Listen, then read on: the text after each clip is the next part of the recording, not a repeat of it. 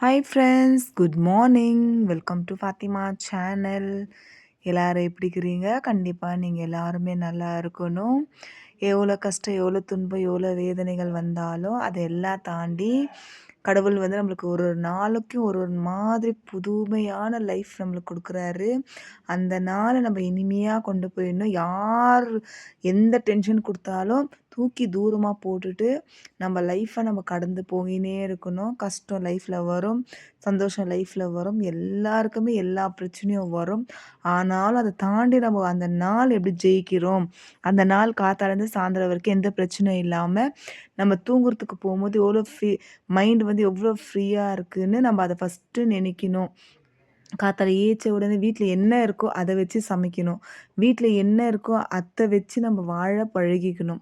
அதே மாரி தான் என்னோட லைஃப்ல வீட்ல என்ன இருக்கோ அத வச்சு சமைக்கணும். வீட்ல எவ்வளோ முடியுமோ அந்த அளவுக்கு வீடு வாசல வந்து சுத்தமா வச்சுக்கணும். தேவையில்லாத அ இன்னொருத்தர் மேல இன்னொருத்தர், இன்னொருத்தர் மேல இன்னொருத்தர் அந்த மாரி வார்த்தைங்களா பேசுறதுக்காக யார் வீட்டு வாசல்லயும் போக மாட்டேன். யார் பிரச்சனையிலும் தலையிடவும் மாட்டேன்.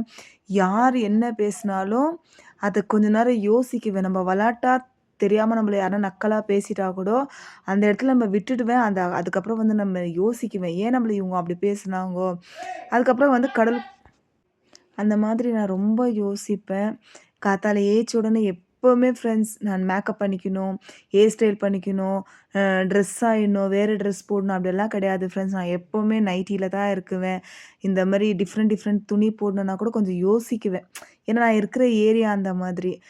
அதுக்கோசரம் அவங்களுக்கு வந்து நம்ம வந்து தப்பா தெரியக்கூடாது. இவங்கலாம் வந்தம்போது எப்படி இருந்தாங்க, இப்போ எப்படி இருக்கிறாங்க, அதெல்லாம் நான் யோசிக்குவேன். யார பத்தியும் யோசிக்கக்கூடாதுன்றதெல்லாம் கிடையாது. கெட்டதா தான் யார பத்தியும் நான் யோசிக்கக்கூடாதுன்னு சொல்றேன். மத்தபடி நம்மள வந்து நம்ம 4 பேர் நம்ம கூட பழகுறாங்கன்னா, அவங்களும் நல்லவங்களா இருக்கணும், நம்மளும் நல்லவங்களா இருக்கணும். இல்ல நம்ம வந்து கெட்டவங்களா போயிட்டு அவங்ககிட்ட வந்து நம்ம வந்து அ அவங்க எதா பேசினாலும் நம்ம கொஞ்சம் பொறுமையா, நிதானமா, "நீ செய்தது தப்பு, நீ செய்தது ரைட்டுன்னு" எடுத்து சொன்னா கண்டிப்பா புரிஞ்சுக்குவாங்க. என்னோட ஏரியால நான் இருக்கும்போதோ, என்னுடைய ஸ்டேட்ல நான் இருக்கும்போதோ, நான் வந்து யார்ட்டயுமே போய் பேச மாட்டேன் ஃப்ரெண்ட்ஸ். எனக்கு 2டே 2 அம்மாங்க மட்டும் எதிர் வீட்ல. எதுனா இருந்தா அந்த அம்மாகிட்ட, "அம்மா சாப்பிட்டீங்களா? அம்மா கொண்டீங்களா? அம்மா என்னாம்மா ஆச்சு? காஃபி சாப்பிட்டீங்களா?" அவ்வளோதான் ஃப்ரெண்ட்ஸ். மத்தபடி வந்து அ ஏரியால இருக்கிறவங்க எல்லாருமே எனக்கு எனக்கு தெரிஞ்ச வரைக்கும் எங்க ஏரியால வந்து எல்லாருமே நல்லவங்க தான் ஃப்ரெண்ட்ஸ். யாரும் கெட்டவங்கன்னு சொல்லவே முடியாது. ஏன்னா ஏதாச்சும் ஒண்ணுனா எல்லாரும் ஓடி வந்துருவாங்க. எனக்கே ஏதாச்சும் ஒண்ணுனா கூட கேட்குவாங்க. "எங்க காணாதீங்கோ? எங்க இருக்கிறீங்கோ?" அப்படி சொல்லிட்டு கேட்குவாங்க.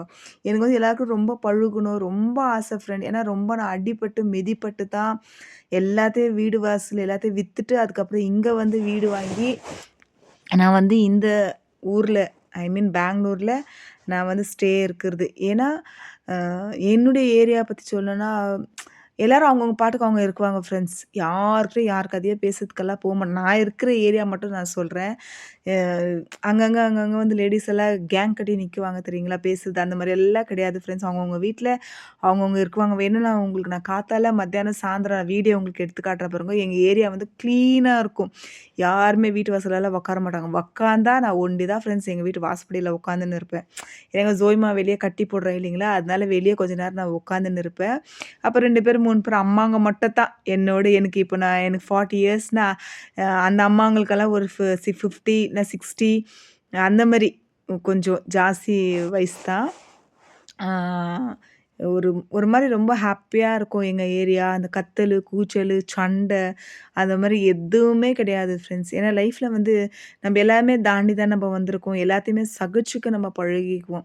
நம்ம வீட்டுக்குள்ளவே இருக்கிறத தொட்டு வெளிய என்ன நடக்குதுன்னு நம்மளுக்கு தெரியாது. அதுக்கப்புறம் தான் ஏதாச்சும் ஒரு குழந்தை கடத்தின்னு போயிட்டாங்கோ. அதுக்கப்புறம் வீடு இடிஞ்சு விழுந்துச்சு. அதுக்கப்புறம் இந்த கொலை நடந்துச்சு, அந்த கொலை நடந்துச்சு. நம்மளுக்கு வெளிய போய் பழகுனா தான் அதெல்லாம் தெரியும் இல்லைங்களா? நான் தான் வெளியவே போறது இல்லையா ஃப்ரெண்ட்ஸ். போனா எங்க வீட்டுக்கார் கூட சர்ச்சுக்கு போயிட்டு வருவேன். அப்படி இல்ல எங்களுக்கு ஒரு மேரேஜ் ஃபங்ஷன் போவேன்.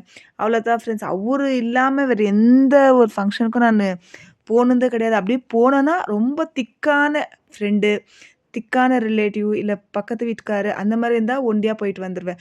மத்தபடி தூரமா யார் வந்து குடும்பத்திலேயே வந்து யாருனா நோட்டீஸ் வச்சா கூட, அ நான் எங்க வீட்டுக்காரர் இல்லாம எந்த ஒரு ஃபங்ஷனுக்கும் போனது கிடையாது. வீட்டுக்காரு வித் பசங்க இல்லாம கூட எந்த ஒரு ஃபங்ஷனும் போனது கிடையாது ஃப்ரெண்ட்ஸ். ஓகே. அது ஒரு பக்கம் போகட்டும். இது வந்து உப்புமா பண்ணியிருக்கிறேன் ஃப்ரெண்ட்ஸ். கடாய் வச்சாச்சு. கடாயில எண்ணெய் ஊத்தி சாரி சீரகம் சாரி சாரி சாரி ஏதோ டாபிக் பேசுனதை தொட்டு இது டிஸ்டர்ப் ஆயிடுச்சு. கடாய் வச்சு எண்ணெய் ஊற்றி கடுகு போட்டு கடலப்பருப்பு, உளுத்தப்பருப்பு, கறிவேப்பிலை, வெங்காயம், கொஞ்சம் உப்பு போட்டு நல்லா வதங்கின பிறகு தக்காளி போட்டு தக்காளி நல்லா வதங்கின பிறகு பென்சி ரவை ரவை வந்து மோட்டா மோட்டா ரவை, அது வந்து பென்சி ரவைன்னு சொல்லுவாங்க. அந்த ரவை போட்டு நல்லா அது கூடவே நல்லா வதக்கிட்டு கூட வந்து கொஞ்சம் மஞ்சாத்தூள், மிளகாத்தூள் போட்டு நல்லா வதங்கின பிறகு இதில் வந்து 2 கிளாஸ் தண்ணி ஃப்ரெண்ட்ஸ், 2 கிளாஸ் தண்ணி ஊற்றி வேக வைக்கலாம். பட் இது கொஞ்சம் மோட்டா மோட்டா ரவை இருக்கிறத தொட்டு 2 1/2 கிளாஸ் தண்ணி ஊற்றி நான் வந்து இதை வேக வச்சு உங்களுக்கு நான் காட்டுறேன். கொஞ்சம் சாஃப்டாகவே இருக்கணும் ஃப்ரெண்ட்ஸ்.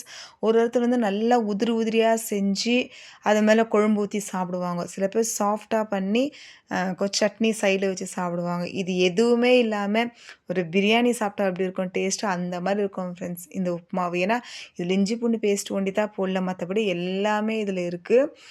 நான் வந்து கொத்தமல்லி இதில் போடல ஃப்ரெண்ட்ஸ், ஏன்னா வீட்டில் இல்லை.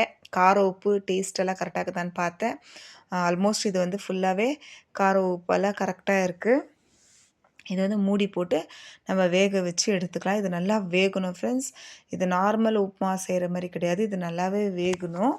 வெந்த பிறகு நான் காட்டுறேன். கொஞ்சம் நல்லா சாஃப்டாக குழன்னு வரும். ஃபஸ்ட்டு வாட்டி எடுத்துகிட்டு பாருங்கள் இதே மாதிரி கலரி விட்டுக்கலாம். அதுக்கப்புறம் வந்துட்டு செகண்ட் வாட்டி வந்து உங்களுக்கு நான் காட்டுறேன். கொஞ்சம் கொஞ்சம் இறுகுன மாதிரி வரும். இப்போ பார்த்தீங்களா, இப்போ கொஞ்சம் தண்ணியாக இருக்குங்களா. திரும்ப நான் மூடி போட்டு திரும்ப நான் வேக வைக்கிறேன். அதுக்கப்புறம் வந்து இந்த பக்கம் வந்து சாதம் வந்து வெடித்து ஸ்லோவாக நல்லா வச்சுக்கிறேன் ஃப்ரெண்ட்ஸ். ஏன்னா காத்தாலையில் நம்ம செய்யும்போதும் நம்மளுக்கு கொஞ்சம் மைண்டு வந்து ஃப்ரீயாக இருந்தால் தான் நம்மளால் எல்லாமே செய்ய முடியும். அந்த மாதிரி சமயத்தில் தான் ரொம்பவே டென்ஷனாக இருக்கும். ஏன்னா காத்தால பிரேக்ஃபாஸ்ட்டும் செய்யணும், மத்தியானத்துக்கு லஞ்சும் செய்யணும் இல்லையா ஃப்ரெண்ட்ஸ். இப்போ இதை வந்து திரும்ப கொஞ்சம் நேரம் மூடி போட்டு நம்ம வச்சுட்டு அதுக்கப்புறம் உங்களுக்கு காட்டுறேன் நான்.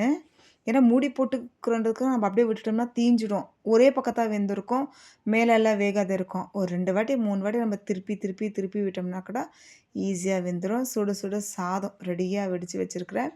பீன்ஸு நூக்கல் போட்டு குருமா குழம்பு பண்ணி வச்சுக்கிறேன் ஃப்ரெண்ட்ஸ். இப்போ பாருங்கள் இந்த ஸ்டேஜில் வந்து உப்புமா நம்மளுக்கு கரெக்டாக இருக்கும். ரொம்ப உதிரியும் இருக்காது, அதுக்கப்புறம் ரொம்ப டைட்டாகவும் இருக்காது. கொஞ்சம் ஒரு ஒரு சாப்பிட்ற மாதிரி கையில் எடுத்து நம்ம சாப்பிட்ற அளவுக்கு ரெடி ஆயிடுச்சு ஃப்ரெண்ட்ஸ். நான் வந்து இது உப்புமா சாப்பிட்றதுக்கு போகல, அவங்க 3 பேருக்கு மட்டும் டிஃபன் கட்டிட்டேன். ஒரே ஒரு தோசை வச்சு என்னுடைய ரைஸை எடுத்துக்கிறதில்ல ஃப்ரெண்ட்ஸ். இது கூட வந்து இந்த இட்லி அரிசி இல்லைங்களா, அந்த இட்லி அரிசி தான். ஒரே ஒரு தோசை ஃப்ரெண்ட்ஸ். ரைஸே தொட்டு கிட்டத்தட்ட ஒரு 6 மந்த் 7 மந்த்துக்கிட்ட ஆகிட்ருக்கோம். ரைஸ் வந்து அவ்வளோவா எடுத்துக்கிறதே இல்லை ஃப்ரெண்ட்ஸ். ஒரு 10 நாளில் ஒரு 2 நாள் ரைஸ் எடுத்துக்கிறதே பெரிய விஷயம். ஏன்னா வெயிட் வந்து கம்மி பண்ணேன் ஃப்ரெண்ட்ஸ். ரொம்ப வெயிட் ஜாஸ்தி இருந்துச்சு எனக்கு. எனது வந்து 95 கேஜஸ் இருந்துச்சு. இப்போ என்னோடய வெயிட் வந்துட்டு 73 கேஜஸ். கிட்டத்தட்ட நான் எவ்வளோ கேஜ் கம்மி பண்ணிக்கிறேன்னா அவ்வளோக்கு வெயிட் வந்து ரொம்ப இருந்தால் நம்மளால வேலையே செய்ய முடியாது, நடக்க முடியாது. போனில் வந்து ஸ்ட்ரென்த்து வந்து ரொம்பவே இல்லாமல் ஆகிடும். தடியாக்கிறவங்க பற்றி நான் கேட்கல, சடனாக எனக்கு தைராய்டு இருக்கிறதோட வெயிட் ஜாஸ்தி ஆகிட்டேன் ஃப்ரெண்ட்ஸ். அதனால என்னால் வேலை கூட சரியாக செய்ய முடியாது. அதனால நான் முடிவு எடுத்தேன் ரைஸ் விட்டுடலாம். சப்பாத்தி, களி, வெஜிடேபிள்ஸு, நான்வெஜ் கூட ஃப்ரெண்ட்ஸ் 2 பீஸ் சிக்கன் அவ்வளோதான். மற்றபடி மட்டன் எல்லாம் ஃபிஷ்ஷெல்லாம் நான் அவ்வளோ எடுத்துக்கவே மாட்டேன். கொஞ்சம் ஒரு அளவுக்கு தான், ரொம்பலாம் சாப்பிட்றதுக்கெல்லாம் போக மாட்டேன். அந்தளவுக்கு பிடிக்கவும் பிடிக்காது ஃப்ரெண்ட்ஸ். டைம் சாப்பிட்ணும். ஏன்னா வாழ்க்கையே கஷ்டத்தில் வாழ்ந்து வாழ்ந்து வாழ்ந்து அந்த சாப்பாட்டு மேலே இன்ட்ரெஸ்ட்டே எனக்கு கிடையாது. ஏன்னா எங்கள் வீட்டில் அந்த மாதிரி சாப்பாடெல்லாம் நாங்கள் சாப்பிட்டதே கிடையாது. ஆஃப்டர் மேரேஜ் எங்கள் வீட்டுக்கு வந்த பிறகு, எங்கள் மாமியார் வீட்டுக்கு வந்த பிறகு தான் எனக்கு கறினா, மீன்னா, முட்டைனா என்னன்னு தெரியும். அது வந்து ஒரு பாஸ்ட் லைஃப். அது போட்டு விடுங்க, அது வேண்டாம். இப்போ வந்து ஸ்டவ் வந்து கொஞ்சமாக பேக்கிங் சோடா போட்டு கொஞ்சமாக சோப் டச் பண்ணி தேய்ச்சிருக்கிறேன். ஏன்னா இப்போ வந்து நான் ஸ்டவ் எப்போவுமே கழுவுவேன். என்னோடய வீடியோஸில் நீங்கள் பார்த்துருக்குவீங்க. ஸ்டவ் ரிப்பேர் பண்ணவர் சொல்லிட்டாரு, அப்படி தண்ணி ஊற்றி கழுவுனா அது பர்னர் உள்ளெல்லாம் தண்ணி போயிட்டு போயிட்டு உள்ளே போயிட்டு துரும் பிடிச்சிச்சின்னா கேஸ் வந்து அவ்வளோவா வெளியே வராது, ஸ்லோவாக எரியுமானாரு. சரி நான் இதுமாதிரி ட்ரை பண்ணுறேன் தொடிக்கிறதுக்குன்னு சொல்லிட்டு தொடிக்கிறேன் மனசே வரமாட்டுது. ஒரு 5 6 வாட்டி துணி ஈர பண்ணி எதளவுக்கு க்ளீனாக ஓரளவுக்கு கழுவுன அளவுக்கு க்ளீனாக பலன்னு தொடிச்சிட்டேன் ஃப்ரெண்ட்ஸ். காத்தால ஏச்சி உப்புமா பண்ணி குருமா குழம்பு பண்ணி ரைஸ் வச்சு அதுக்கப்புறம் வீடு வாசல் எல்லாம் சுத்தம் பண்ணிவிட்டு கொஞ்ச நேரம் உட்காந்து அந்த தோசையை சாப்பிட்டுட்டு அதுக்கப்புறம் வந்து இந்த ஸ்டவ்வை வந்து ஃபுல்லாகவே க்ளீன் பண்ணி என்னுடைய கிச்சன் நான் உங்களுக்கு காட்டுறேன். இந்த அளவுக்கு க்ளீனாக வச்சுட்டு தான் ஃப்ரெண்ட்ஸ் நான் போய் கொஞ்ச நேரம் ரெஸ்ட் எடுக்குவேன். ரெஸ்ட்டு கிடையாது ஃப்ரெண்ட்ஸ். கரெக்டாக என்னுடைய வேலை 2:00 2:30க்கு முடிஞ்சிச்சுன்னா போய் கொஞ்ச நேரம் நான் தூங்கி ஏய்ச்சி ஒரு 5:00 போல் ஏய்ச்சி வந்து திரும்ப நான் வந்து செய்வேன். ஏன்னா சாமானெல்லாம் பாருங்கள் நானே வாஷ் பண்ணி அந்த பக்கம் வச்சுட்டு வேலைக்காரம்மாங்கள நான் வர வைக்கல. ஏன்னா அவங்க ஒழுங்காக எத்தனை வேலைக்கார வச்சாலும் எனக்கு செட் ஆக மாட்டேங்குது ஃப்ரெண்ட்ஸ். ஏன்னா அவங்க சரியாகவே செய்ய மாட்டேன்றாங்க. சரி பார்க்கலாம், முடிஞ்ச அளவுக்கு ஒரு 3 மாதம் வேலைக்கார வச்சா கூட ஒரு 2 மாதம் நம்மளே அட்ஜஸ்ட் பண்ணி செய்யலான்னு சொல்லி செஞ்சுன்னுக்கிறேன். எல்லா வேலையும் முடிஞ்ச உடனே ஒரு இந்த வேலை முடியும் போது எனக்கு 11:30 கிட்ட ஆக போகுது. அதனால வந்து ஒரே ஒரு வெள்ளரிக்காய் ஜூஸ், இது கூட வந்து கோவக்காய் மிக்ஸ் பண்ணி ஒரே ஒரு ஜூஸ் எடுத்துக்கிறேன் ஃப்ரெண்ட்ஸ். ஏன்னா இவ்வளோ நேரம் வேலை செஞ்சேன் இல்லைங்களா, அது நமக்கு கொஞ்சம் டயர்டாக இருக்குது. எதனா ஒரு ஜூஸ் எடுத்துக்கோங்க ஃப்ரெண்ட்ஸ். வீட்டில் என்ன இருக்குது பாருங்கள், கேரட் இருக்குதா இல்லை பீட்ரூட் இருக்குதா, எதாவது ஒரு ஜூஸ் மிக்சியில் போட்டு நல்லா அடிச்சுட்டு தண்ணி மட்டும் இருந்தால் போதும் ஃப்ரெண்ட்ஸ். அதுக்கு வந்து நீங்கள் சர்க்கரை போட வேண்டாம், உப்பு போட வேண்டாம், எதுவுமே வேண்டாம். சும்மா போட்டு அப்படி எதுவுமே இல்லையா, ஒரே ஒரு லெமன் ஜூஸ். ஏன்னா அது ரொம்பவே நம்மளுக்கு லெமன் ஜூஸ் குடித்தா ரொம்பவே ஆக்டிவாக இருக்கும் ஃப்ரெண்ட்ஸ். வேணால் நீங்கள் ட்ரை பண்ணி பாருங்கள். இந்த ஜூஸ் குடிக்கும்போது என்னுடைய வீடியோ வந்து ஃபுல்லாகவே கம்ப்ளீட் ஆகுது. இந்த வீடியோ உங்களுக்கு பிடிச்சிருந்தா நீங்கள் லைக் பண்ணுங்கள், ஷேர் பண்ணுங்கள், கமெண்ட் பண்ணுங்கள் ஃப்ரெண்ட்ஸ். மறக்காமல் என் சேனல் நீங்கள் சப்ஸ்கிரைப் பண்ணுங்கள். பாய் அண்ட் தேங்க்யூ.